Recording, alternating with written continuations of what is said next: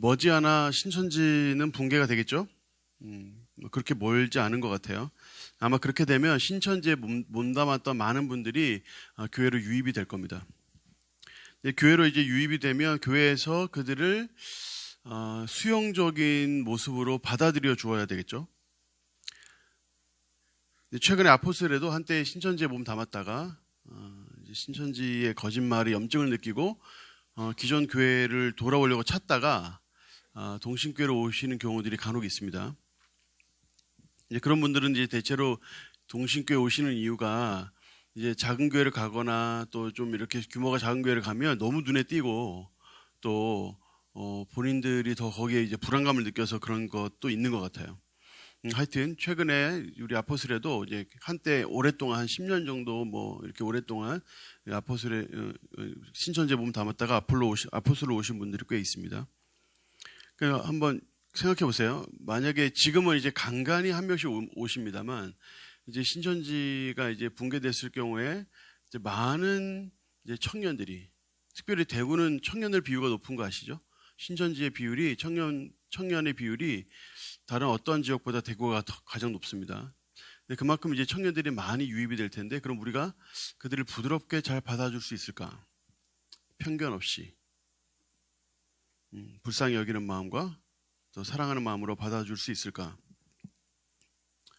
물론 신천지는 지금도 거짓말을 하고 워낙에 하여튼 모략교리니 해가지고 거짓말을 일삼기 때문에 그런 식으로 위장해서 동신교회에 들어온다고도 볼 수 있습니다. 그러니까 물론 조심해야 돼요. 그래서 내면적으로는 단단하게 준비를 하면서도 겉으로는 부드럽게 받아들여서 그들이 교회에 잘 적응할 수 있도록 도와줘야 됩니다. 그러기 위해서는 우리가 기본적으로 신천지의 어느 정도의 교리들은 좀 알고 있어야 돼요. 그래야 그들이 이야기하는, 그들이 믿고 있는 방향이 무엇인지를 우리가 알아야 그런 부분에서 대비를 할 수 있기 때문이죠. 오늘 14만 4천 교리, 특별히 우리 신천지의 가장 주요된 교리죠. 14만 4천 교리가 나타나는, 그들이 근거로 삼는 본문이 바로 오늘 우리가 읽은 요한계시록 7장 본문입니다. 오늘 본문 4절에 보니까 이렇게 말씀하죠. 내가 인침을 받은 자의 수를 들으니 이스라엘 자손의 각 지파 중에서 인침을 받은 자들이 14만 4천이다. 너무 익숙한 그 숫자죠. 14만 4천. 여기서 인침을 받은 자라는 뜻은 이제 말하자면 왕의 도장이 찍힌, 그러니까 이마에 왕의 도장이 찍힌 그런 사람을 의미하는데, 이미 에스겔 9장에서 이미 이렇게 예언을 했습니다. 그래서 심판이 있을 때 이마에 인침받은 사람, 이마에 도장을 받은 사람은 그 심판에서 구원받는 그런 일들이 이미 에스겔에서 예언이 됐고, 그리고 그때 예언을 이제 사실 이제 거의 그대로 이어받으면서 이제 요한계시록에서도 똑같이 이제 그런 식의 표현을 하고 있죠. 완전히 똑같다고는 볼 수 없지만 그런 이미지를 그대로 가져오는 겁니다. 그래서 하나님의 특별한 보호를 받는, 이마에 인침을 받은 사람들, 구원받은 사람들. 근데 그런 사람들이 이제 14만 4천이라는 건데, 그런 사람들이 각 지파마다 12,000명씩 있대요.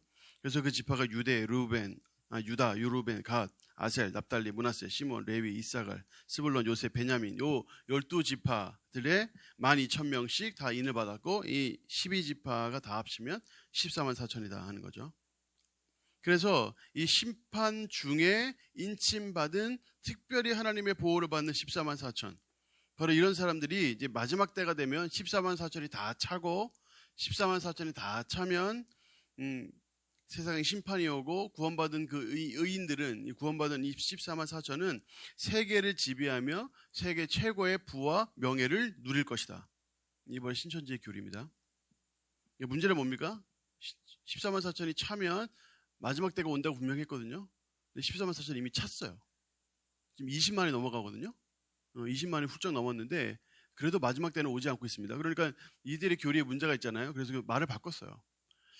우리들 안에서도 바깥 어두운 데 나아가 일을 가는 사람이 있을 수 있다. 우리 안에서도. 그러니까 이 안에서도 14만 4천에 드는 사람이 있고 못 드는 사람이 있다. 이렇게 말을 바꿨어요. 그래서 무한 경쟁 체제로 들어갔습니다.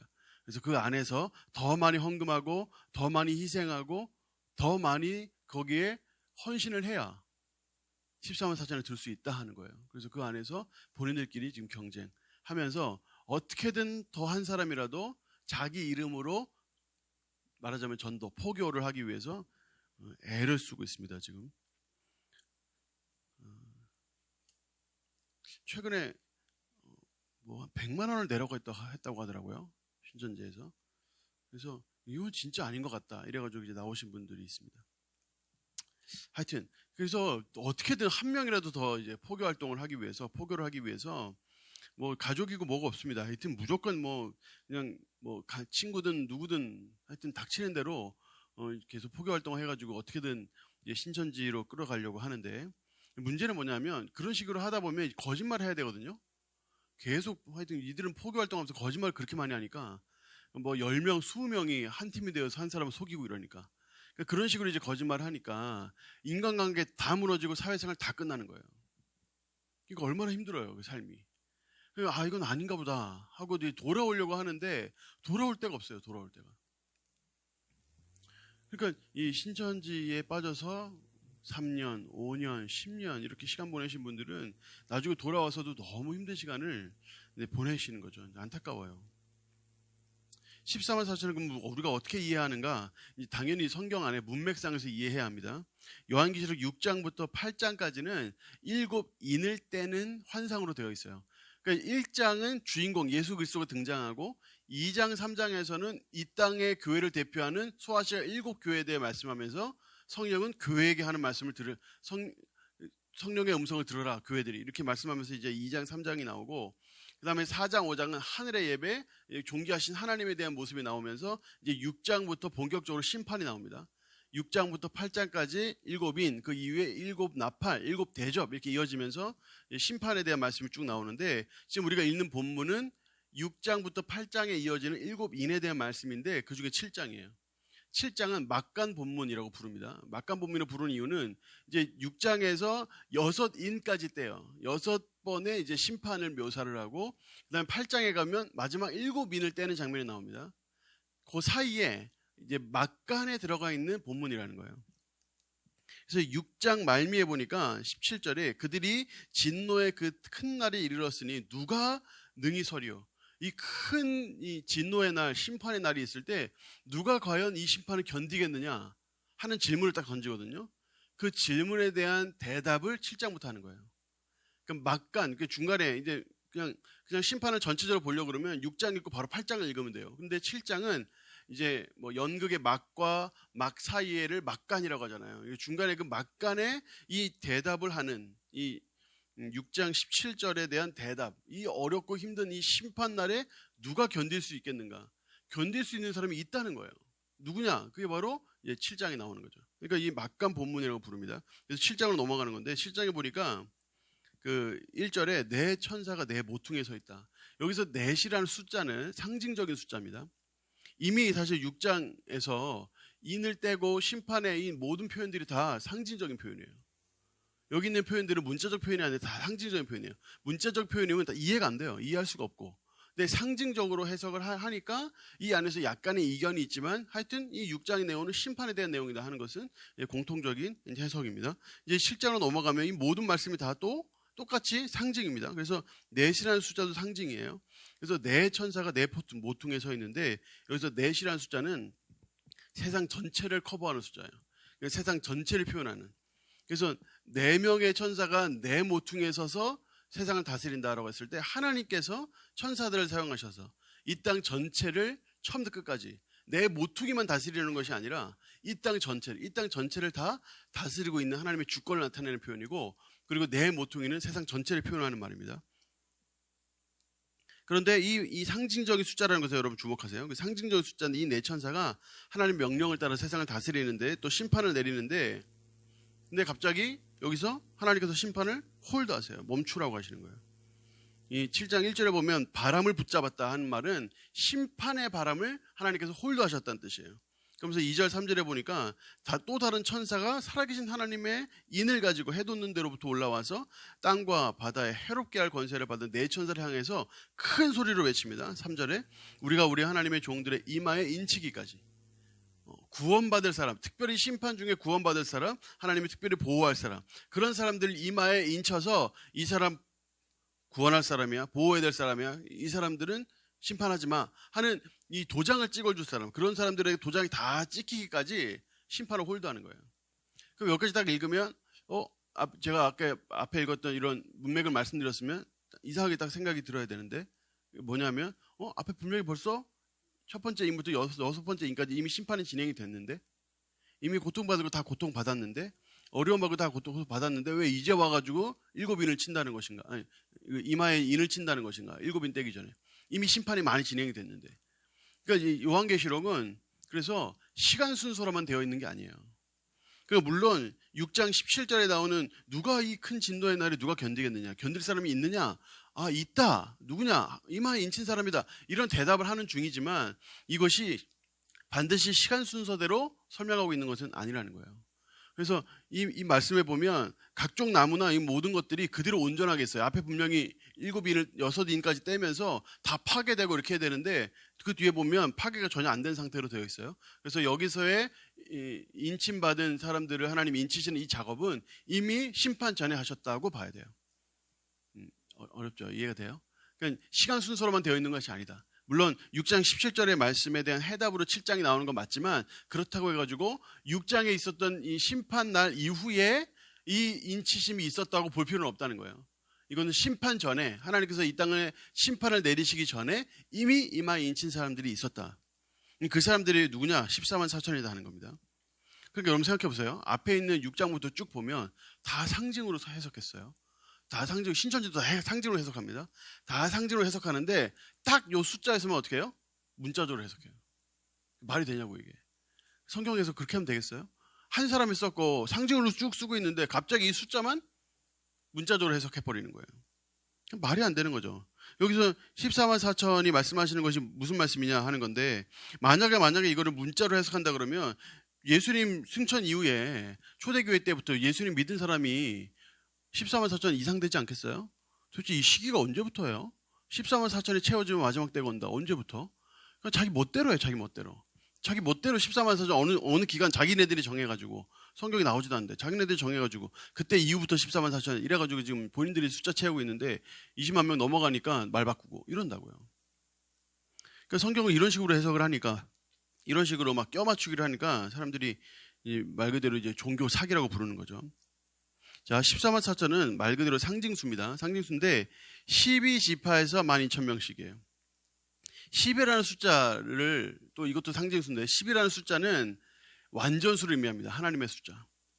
그러니까 12지파, 12사도 다 12로 되어 있잖아요. 이게 바로 전체적인, 믿는 전체적인 사람들을 다 표현하는 건데, 왜 구약 지파의 이 지파들을 대면서 얘기했느냐? 아까도 얘기했듯이 앞에 있는 이런 모든 이미지들이나 요한계시록의 모든 이미지들이나 이런 그림 언어들은 다 구약에서 가져왔어요.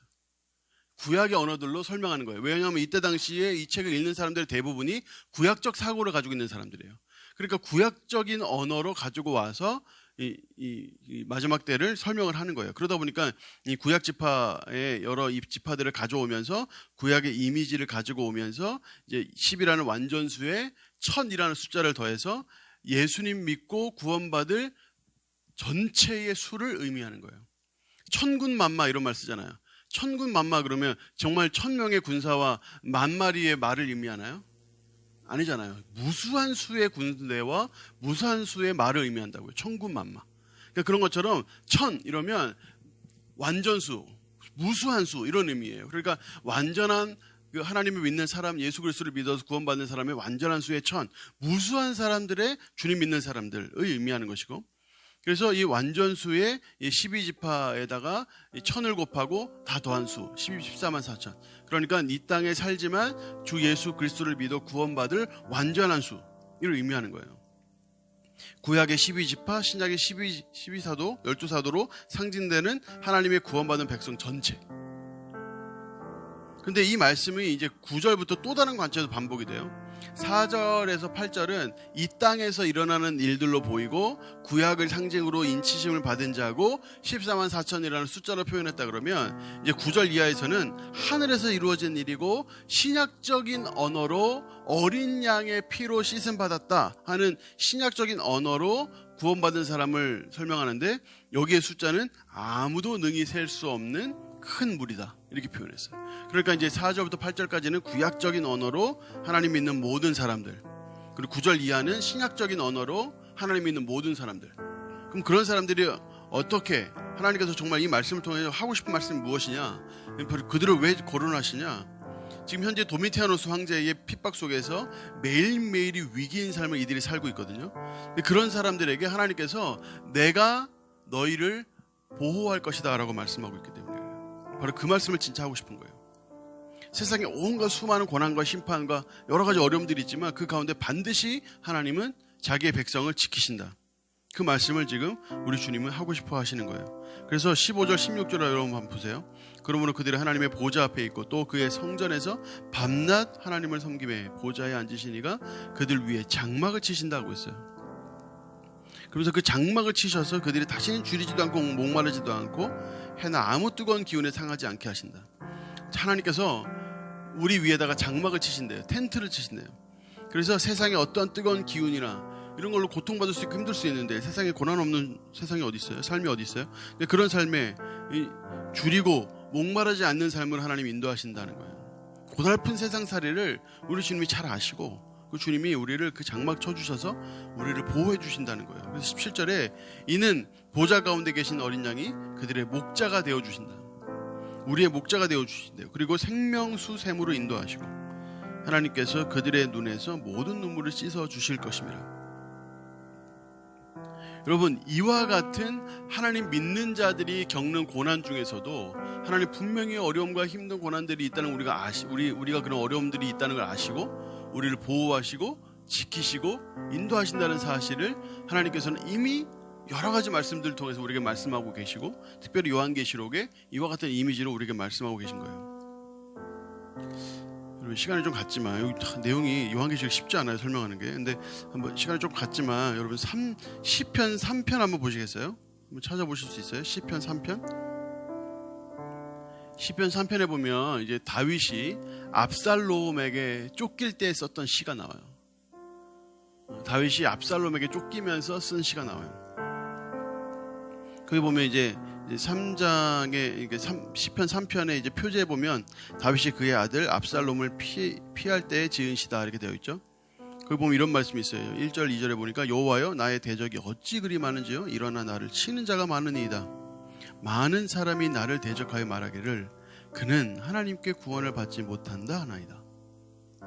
사람들이 다 이렇게 얘기한다는 거예요. 대적이 너무너무 많아. 이건 과장이 아니에요. 지금 이때 당시에 다윗은 자기가 믿었던 신하들도 다 자기를 버리고 정말 몇몇 신하들만 남긴 상태에서 아들에게 쫓겨 도망가는 길이에요. 그건 얼마나 그 마음이 처참하겠어요.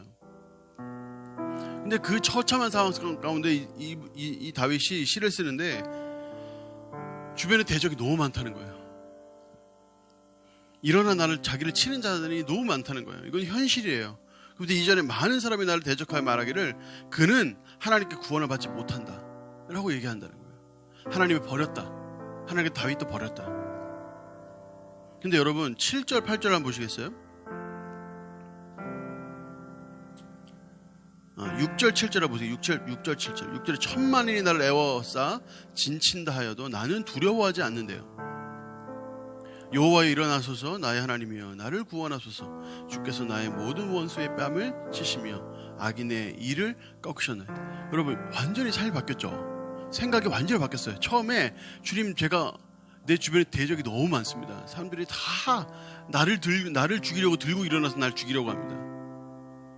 사람들이 다 내가 구원받지 못했다고 이야기합니다. 어찌하면 좋습니까? 하면서 울고불고 하는 것 같은데 딱 몇 절 안 지나가지고 6절 7절에 보니까 천만인이 자기를 에워싸도 자기는 거기에 진쳐도 두려워하지 않는데요. 왜요? 여호와 하나님 그분이 함께 계시니까. 근데 어디에서 그가 그런 용기를 얻었는가? 여러분 3절 4절입니다. 3절 4절에 그가 이런 용기를 얻었어요.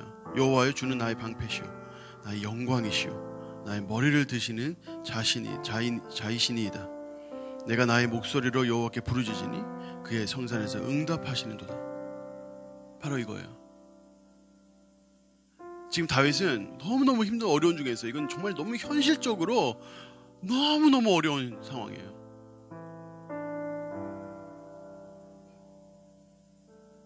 근데 이 아주 어려운 이런 상황에 다윗이 용기를 내서 일어난다고요. 세상 모든 사람이 나를 애워싸 진쳐봐라. 내가 두려워하나? 내가 두려워하지 않는다. 하나님 일어나서 하나님 역사해 주십시오. 기도한다는 거예요. 왜요? 왜? 하나님께서 보호하신다는 것을 3절 4절에서 그가 고백하고 믿으며 확신했기 때문에 그래요. 주는 나의 방패이십니다. 나의 영광이십니다. 내 머리를 드시는 분이십니다. 나의 목소리를 여호와께 부르짖으니 그가 성산에서 응답하실 것입니다. 하나님 앞에 부르짖어 기도하는 자들에게 응답하시는 하나님이 바로 나의 하나님이다 하는 사실을 그가 믿음으로 고백하며 주님께 매달렸다는 거예요. 대부분의 사람들이 1절 2절에서 머물고 말아요. 1절 2절에서 머물고 말아요. 세상이 다 그렇게 만드는 것 같아요. 무슨 뭐 헬조선이니 무슨 뭐 숟갈론이니 이러면서 너희 삶이 변하지 않을 거야. 너희들은 계속 힘들 거야. 지금 청년들이 힘든 시기야. 너희들은 좀 고난받는 시기야. 너희들은 힘들어해도 돼. 힘들어하는 게 당연해. 청춘이니까 아픈 거야. 이런 식의 분위기로 사회가 몰아가는 것 같아요. 여러분 그렇습니까? 그래요? 청년들이 지금 살기 힘든 시대입니까? 그렇게만 생각하면 다 그렇게 보여요. 그렇게만 생각하면 다 그렇게 보여요. 그런데 그렇지 않아요. 그렇지만 않아요. 물론 그런 면이 있지만 그렇지만은 않아요. 할 수 있는 것이 있고 이겨낼 수 있어요. 지금 이런 상황에서도 누군가는 승승장구해요. 지금 이런 상황에서도 어려움과 힘든 것들을 도파하고 누군가는 뻗어나간다고요. 다 그런 거 아니에요. 할 수 있다니까. 그런데 주님께서 그냥 어떤 나의 능력에, 나의 재능에, 또는 나의 배경에 이런 부분에서 지금 기대어서 용기를 얻는 것이 아니라 지금 다윗이 아무것도 없는 상황에서 모든 걸 다 버리고 왕위까지 다 버리고 가족들까지 다 버리고 지금 도망가고 있는 이런 상황 속에서 다윗이 무엇을 의지하는지 보세요, 여러분. 이게 바로 하나님의 사람의 태도예요. 여러분, 우리가 세상 속에서 여러 가지 환난을 겪습니다. 어려움을 겪어요. 배우 윤여정 씨가 이런 인터뷰를 했더라고요. 나는 예쁘고 아름다웠던 20대로 돌아가고 싶지 않다. 난 다시 그때로 돌아가고 싶지 않다. 그때 나름대로의 힘듦이 있었고 어려움이 있었다. 다시는 난 그런 어려움을 다시는 겪고 싶지 않다. 난 차라리 지금이 낫다. 저는 그 인터뷰를 들으면서 굉장히 공감이 되더라고요. 시간여행에 대한 테마가 엄청 많이 나오잖아요. 영화나 뭐 때때마다 나오잖아요. 심지어 어벤져스 엔드게임에서도 시간여행이 나오잖아요. 깜짝 놀랐네 진짜. 근데 그러잖아요. 근데 이 시간여행에 대한 이야기들이 많은 사람들이 아마 그걸 원하기 때문이겠죠. 뭔가 자꾸 상상의 어떤 나래를 펼치는 어떤 그런 하나의 뭐 중요한 뭐 좋은 주제이기 때문에 그렇겠죠. 여러분들이 시간여행 할 수 있으면 과거로 가시겠어요? 난 절대 안 갈 것 같아요. 난 수능 다시 보기 싫어요. 난 수능 그 고3 내내 전 독서실에만 계속 있었는데 학원 왔다 갔다 하면서 그거 다시 하기 싫어요. 저 신대원 공부 또 하기 싫어요. 전 미국에서 그 박사 공부한 건 전 또 하기 싫어요. 물론 가면 지금보다 더 잘하겠죠. 아마 인간관계도 아마 지금보다 훨씬 더 덜 좌충우돌 할 거예요. 근데 또 하기 싫어요. 그때 힘들었거든요. 여러분, 우리의 삶의 면면이 다 그렇지 않아요? 순간순간 힘들잖아. 순간순간이. 지금 힘든 거 지나가면 그 다음에 꽃길이 펼쳐질까요? 아닐 거 우리 잘 알잖아요. 지금 어려움이 지나면 그 다음에 또 다른 어려움이 있어요. 우리의 삶이 그렇잖아요. 근데 계속 어려움들이 있는데 그럼 그 어려움에 아이고 힘드네, 못 살겠다 할 거예요? 오늘 말씀해 보면 하나님께서 믿는 자들에게 이미 이마에 인쳐버렸대요. 그거는 왕이 인친 거라 누구도 지울 수도 없어요. 세상 심판이 막 땅이 흔들리고 막 산이 흔들리고 난리가 나도 하나님께서는 자신의 백성들을 보호하신다고. 그 하나님 보호하시는데 그 장막을 치시고 그들이 하나님의 그 고난과 어려움을 받고 마치 일찍이 죽는 것 같은 그런 고난을 겪었지만 하나님 그들을 구원하시고 그들을 하늘 천상에 올리셔서 그것에서 하나님을 놀랍게 찬양하는 삶들을 살도록 하나님 하신다는 거예요. 천국의 삶을 인도하신다는 거죠. 그때는 우리의 눈물을 닦아주시는 그 하나님의 그 위로와 또 푸근함이 있어요. 우리 그걸 바라보고 살아가는 거예요. 다윗도 지금 완전히 구원받은 거 아니에요. 지금 고난 중에 있어요. 그러나 그 하나님께서 나의 방패 되시고 나의 영광 되시고 내 머리를 드시는 분이시고 그 주님은 나를 구원하신다 하는 그 믿음으로 그가 이 마음의 슬픈 마음의 역전을 가져온다고요. 세상 다 나를 애워싸봐라. 내가 두려워하나. 하나님 일어나셔서 주의를 행하십시오.